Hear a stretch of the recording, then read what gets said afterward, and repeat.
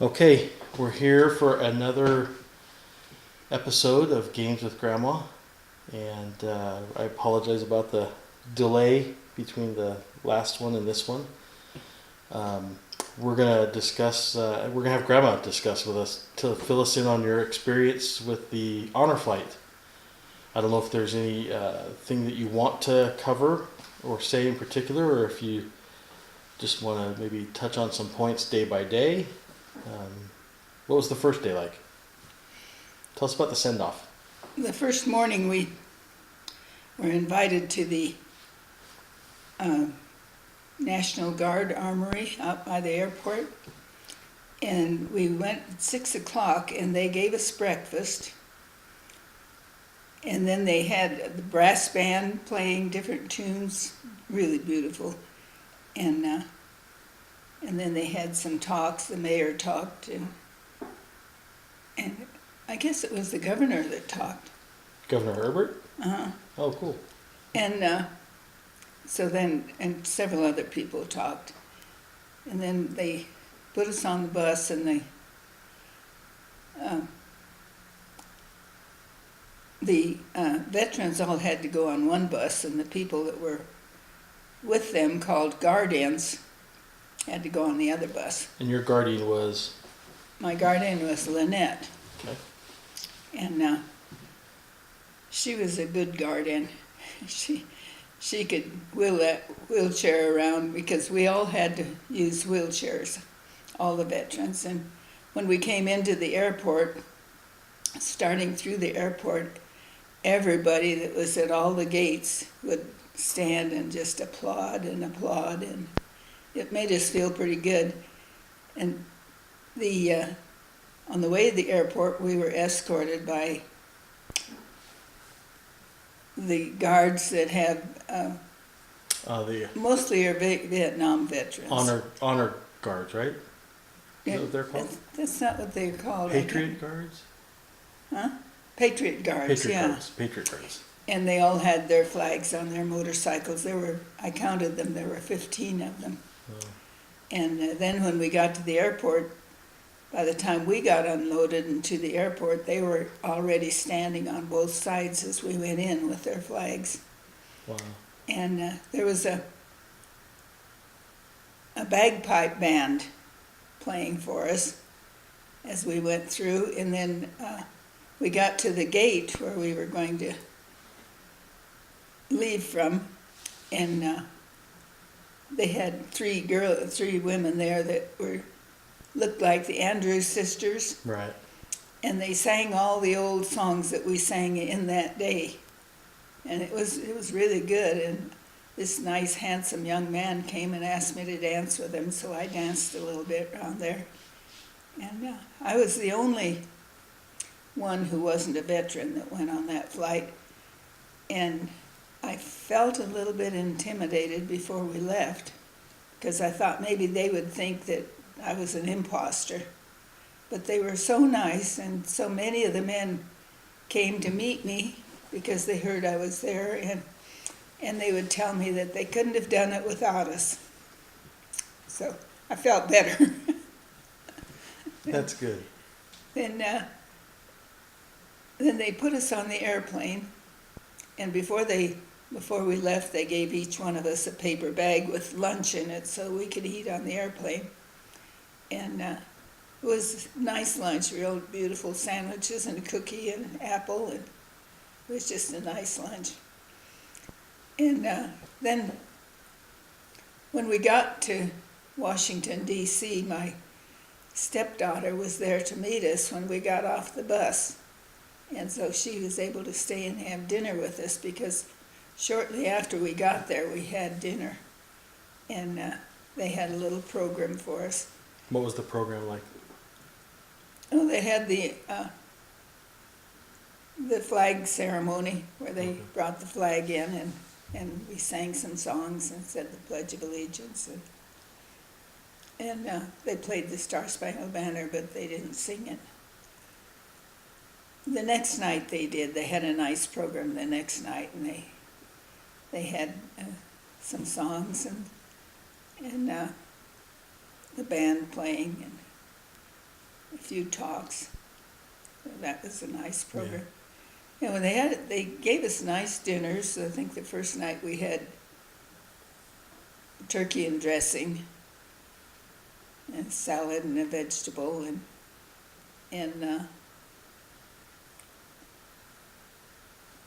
Pie. cherry pie. Yeah, I remember pie. Cherry pie. And then the second night we had a meatloaf, which was good, and baked potato and vegetable, and then we had the salad and apple pie. So we got fed well. And we didn't have to buy any food because they had lunches for us they had sack lunches for us when we were at the mall, and they had sack lunches before we got on the plane again on the way home. So, and most of the lunches were furnished by Arby's, and I don't know whether they gave them voluntarily, or donated them, or if they bought them. But they were good lunches. And then the second day we got up and had breakfast, and they had a beautiful buffet because it was in the Holiday Inn in, I can't remember what town it was in Maryland, but we were about 35 miles from the mall, where they had all the memorials. And we found out there's only one monument and that's the Washington Monument. The rest of them are all called memorials. So that was kind of interesting to me. Yeah, I never realized that. Yeah, the Lincoln Memorial, the Jefferson Memorial. Mm-hmm. It is the Washington Monument. That's true. Huh. Yeah. So it took us, it was 35 miles to the mall, and it took us about an hour to get there. But on the way home from there that night, it took us about 2.5 hours to go 35 miles. It was really jammed. But we got there just in time for dinner. We were a little late. It was supposed to be at 7:30. We got there about 8. And so Cold food? No, they kept it warm. But anyway, on the mall, I was really excited to see the World War II memorial. It's very large, and it has a spire for each state. And on one end, they have an area that's called the Pacific area, and the other end, they have the Atlantic. So, and they have, different pictures on brass plates with different scenes on each one. I really would have liked to have seen more about it, but they were beautiful, beautiful depictions of things that happened in the war. Some of those pictures I shared on our blog entry. I don't know if you've seen it yet, Grandma, but I remember the picture of there was one of the Rosie the Riveter working on planes. I remember seeing that one. And there was one about, I'm assuming it was listening to the president after Pearl Harbor, the family around the radio. There was a picture of that. Take a minute to thank Aunt Lynette. Aunt Lynette sent 1 million pictures and was really good at that, which was important for all of us who were kind of wanting to be on the trip with you, and be there through her efforts. And so I'm sure she took a lot of pictures. At one point I actually was chatting with her, I think at 3 a.m, and she was sending pictures at 3 a.m.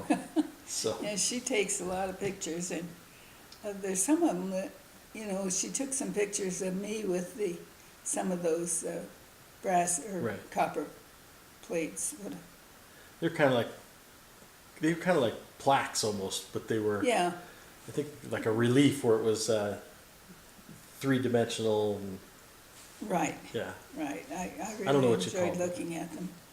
But she took quite a few pictures of those, and I haven't seen any that she put on the Facebook yet. Huh. I'll have to send you the copy of the blog, and you can look at them there.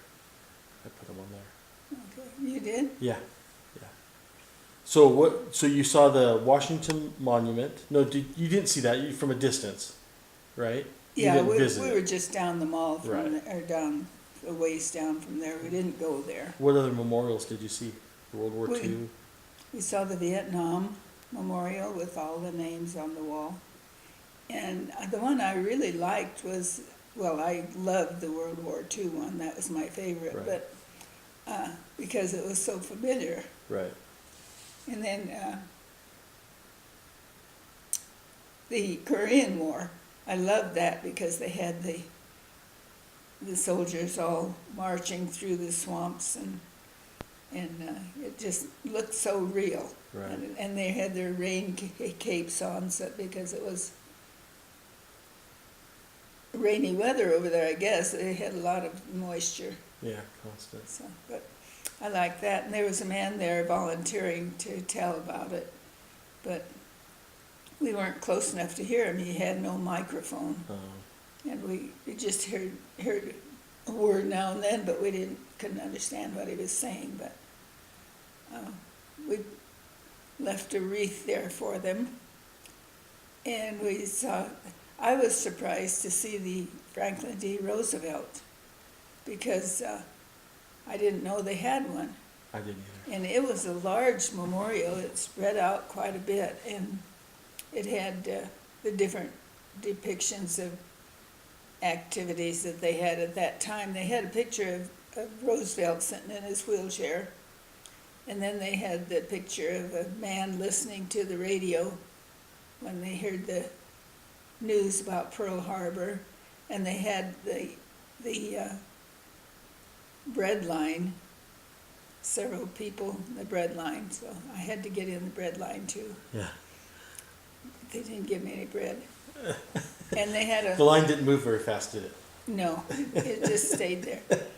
And they had a picture of Eleanor Roosevelt, and I hadn't realized that she was the first person from the United States on the League of Nations. Oh. She was the very first one from our United States. Huh. So delegate is what I meant. And let's see, they had a lot of falls, waterfalls, and different things, and things written on the walls. Different. It was really nice. And then we went to the Tomb of an Unknown Soldier and watched their changing of the guards, and that was very impressive. I had seen that before, though, but I hadn't seen the World War II memorial before. I had seen the others, Yeah. but that was very impressive, and everybody was very silent and respectful, and it took quite a while to change the guards, and I guess they do it every half hour. Oh, wow. They have a half-hour shifts, and I guess they do the changing. And those men who guard that tomb have a lifetime commitment. They can't smoke or drink, or there's several other things they can't do, but that's for a lifetime, not just while they're there. Really? And but we really enjoyed that. Then we went by the Vietnam, or what's the one with the men all in the pile? Oh, the Raising- Iwo Jima, the The Marines. Iwo Jima, yes, we went by that. And while we were there, they allowed whoever wanted to go down and see some of the tombstones. Kennedy's was closed for some reason. I think they were doing some work around there, but they saw some of the others. And then it was about time to go home. And that's when you had the 2.5-hour drive. Yes, it was a long drive. And then we had the dinner that night, and the next day when we left there, we went to Fort McHenry, which was the fort where the Star-Spangled Banner was introduced or written. And so that was quite interesting, and we saw all the big cannons that were supposed to have been guarding the area. And they had the quarters for the men. we had different things in several of them to read and go through. It was nice. And then we went to the airport, and the man that drove the bus on the way was really good.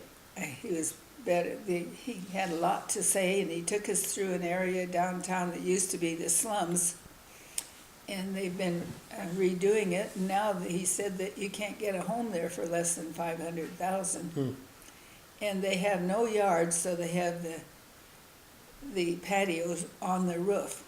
Huh. And it was a big rail around most of them.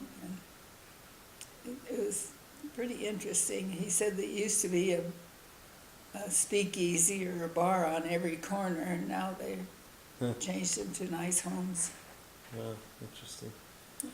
So can you speak to, I mean, it seemed like they really did a good job of trying to make you feel special everywhere you went. And I know that there were different events, or I don't know if performances is the right word, but where they recognized you. It wasn't just like if I went to the memorial, I mean, they really, can you speak about some of those things that made you feel special? And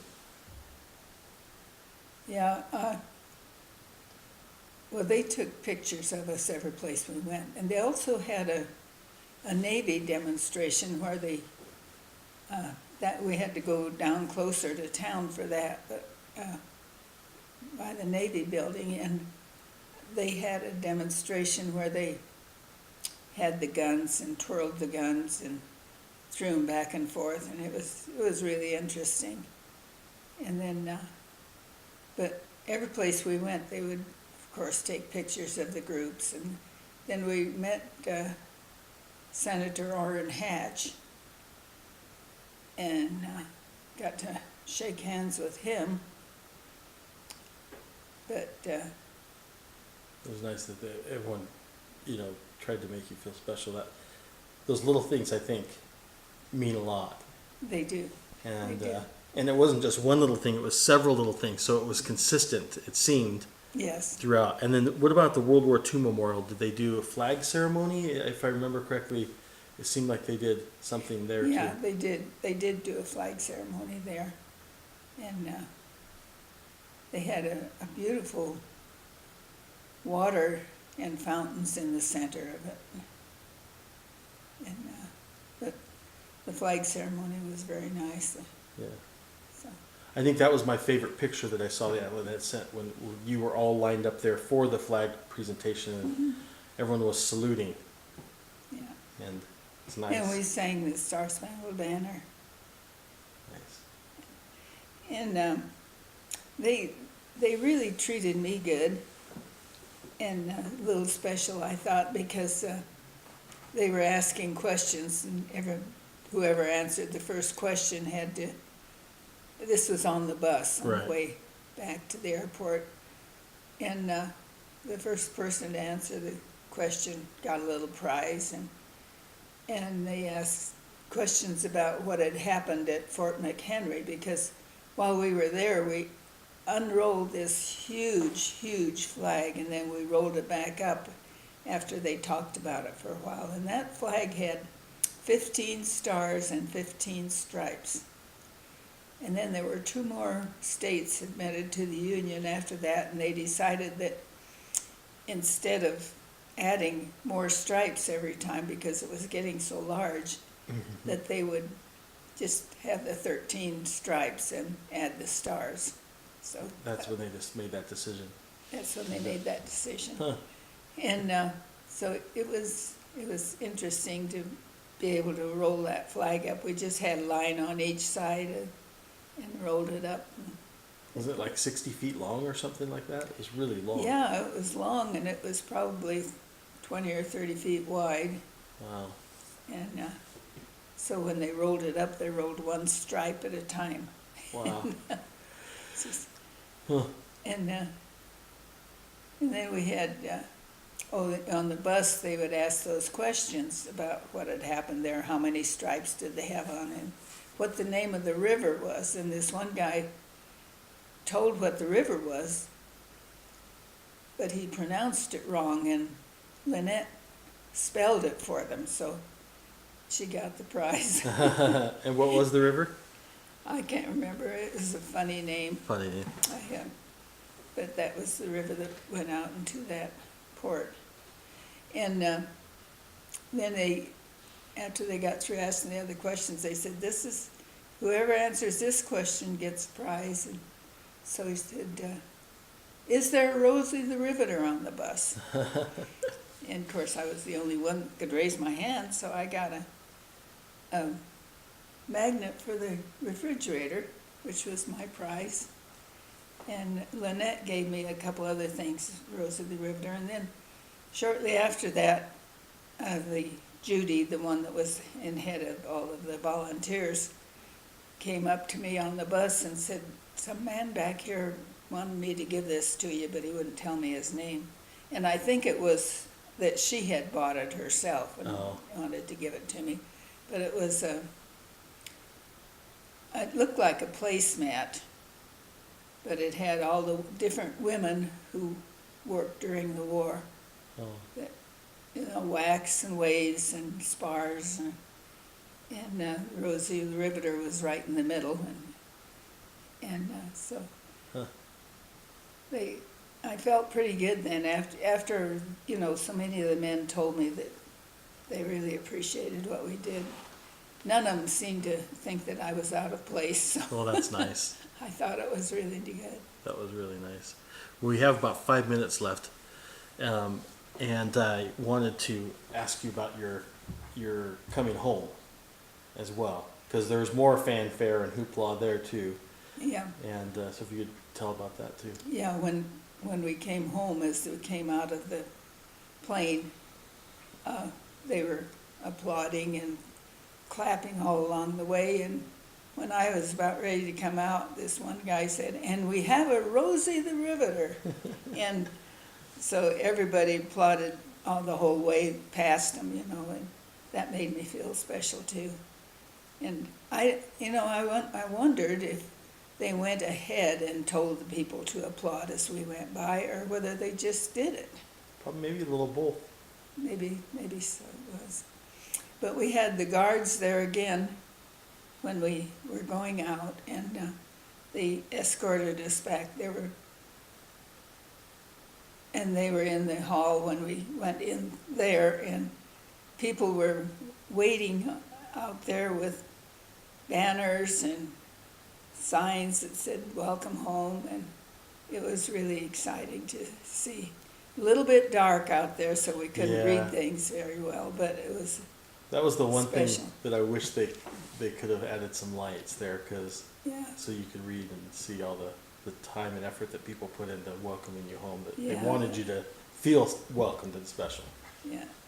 Then they had some more talks, and those Patriot Guards gave everybody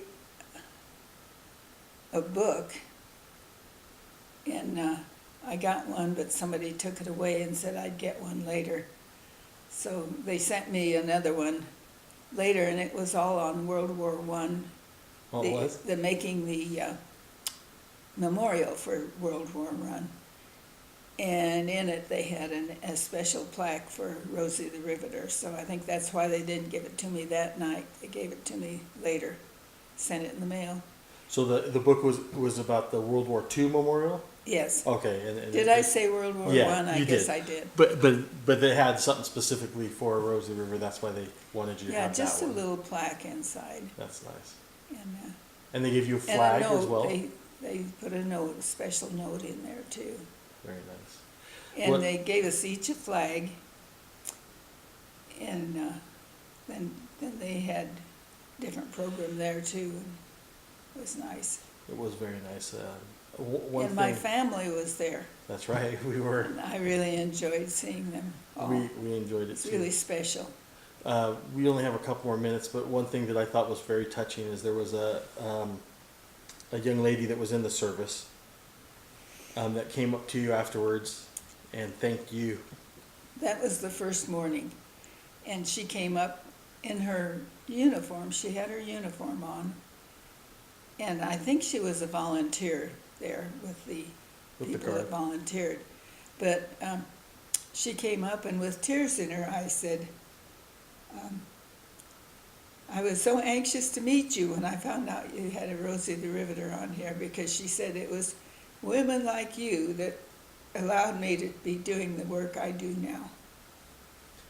That's So very I nice. thought that was nice. And the closing night when we were there with you, another, I don't know if it was the same person, but she came up and introduced you to her friend or possibly partner that I think was also in the military, and she also thanked you. And she said, "This is the one I was telling you about," as she introduced you to her friend.